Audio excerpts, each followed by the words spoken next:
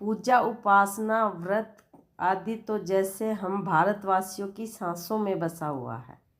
शायद ही ऐसा कोई दिन गुजरता होगा जब कोई खास पूजा का संयोग नहीं बनता हो। सप्ताह के हर दिन के अनुसार हर दिन का विशेष महत्व होता है और उसकी विशेष पूजा होती है। शुक्रवार को लक्ष्मी देवी का व्रत रखा जाता है, जिसे वैभव लक्ष्मी व्रत भी कहा जाता है। इस व्रत को स्त्री या पुरुष कोई भी कर सकता है। इस व्रत को करने से उपासक को धन और सुख समृद्धि की प्राप्ति होती है। घर परिवार में लक्ष्मी जी का वास बनाए रखने के लिए यह व्रत बहुत उपयोगी होता है। इसकी विधि बहुत ही सरल है। इस दिन स्त्री पुरुष लक्ष्मी जी की पूजा करते हुए सफ़ेद फूल, सफ़ेद चंदन आदि से पूजा करते हैं और खीर से भगवान या माँ लक्ष्मी को भोग लगाकर प्रसाद ग्रहण करते हैं। इस व्रत के दिन उपासक को एक समय भोजन करना चाहिए। अगर कोई व्यक्ति माता लक्ष्मी का व्रत करने के साथ ही लक्ष्मी श्री यंत्र को स्थापित कर उसकी नियमित रूप से पूजा करता है तो उसके व्यापार में वृद्धि और धन में बढ़ोतरी होती है। माँ लक्ष्मी की व्रत किसी शहर में अनेक लोग रहते थे। सभी अपने अपने कामों में व्यस्त रहते, किसी को किसी की परवाह नहीं थी।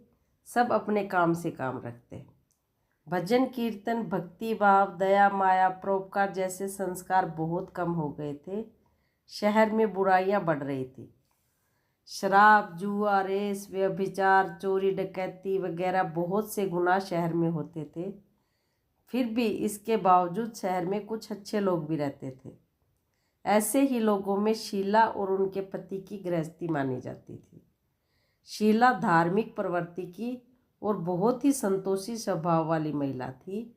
उसका पति भी विवेकी और सुशील था। शीला और उसका पति कभी किसी की बुराई नहीं करते और अपना प्रभु भजन में अच्छी तरह समय व्यतीत कर रहे थे। शहर के लोग उनकी गृहस्थी की काफ़ी सराहना करते। देखते देखते समय ने करवट बदली। शीला का पति बुरे लोगों से दोस्ती कर बैठा।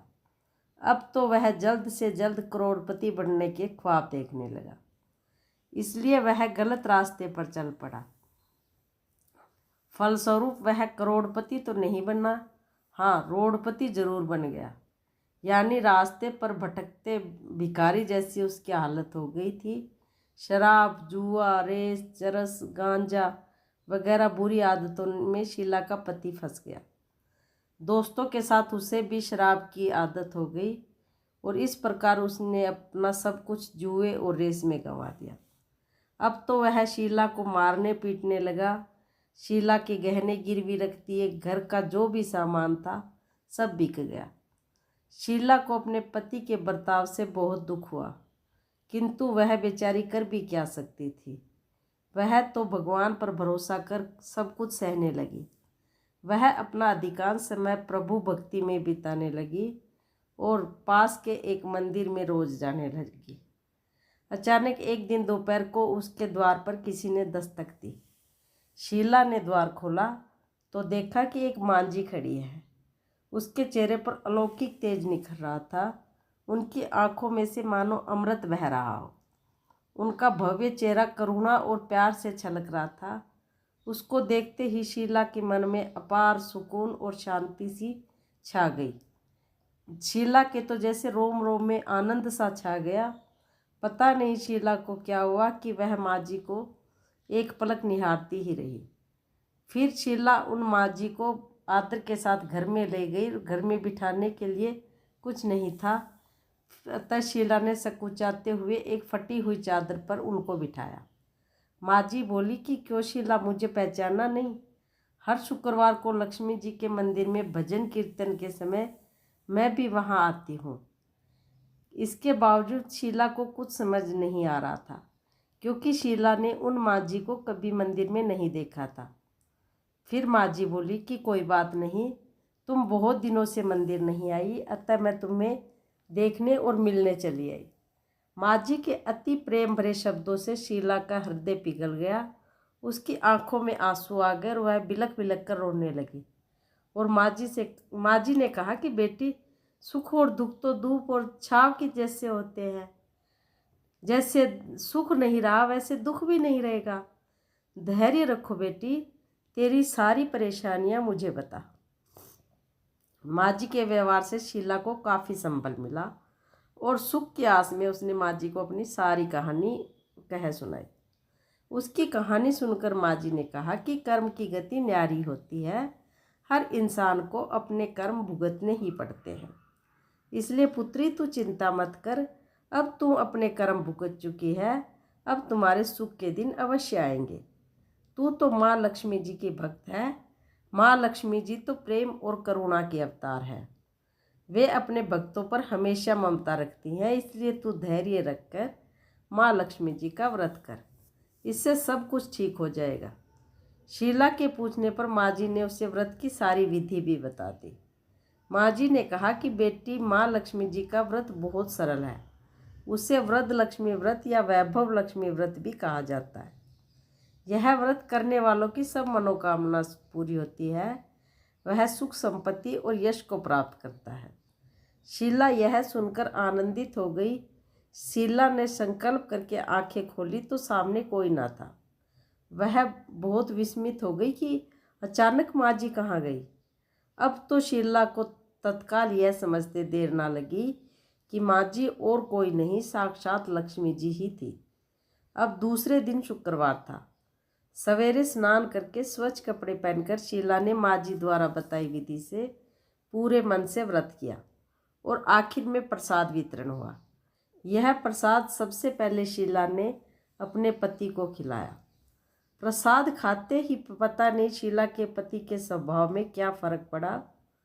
उस दिन उसने शीला को मारा भी नहीं, सताया भी नहीं। शीला को बहुत आनंद हुआ क्योंकि उसका पति समय से घर आ गया और उसने शराब भी नहीं पी थी और वह खाना खाकर सो गया। अब तो शीला के मन में माँ लक्ष्मी के व्रत के लिए श्रद्धा और बढ़ गई। शीला ने पूर्ण श्रद्धा भक्ति से 21 शुक्रवार तक वैभव लक्ष्मी व्रत किया। 21 शुक्रवार तक शीला के घर की स्थिति काफ़ी अच्छी हो चुकी थी। 21वें शुक्रवार को माँ जी के कहे मुताबिक शीला ने उद्यापन विधि करके 7 स्त्रियों को वैभव लक्ष्मी व्रत की 7 पुस्तकें उपहार में दी।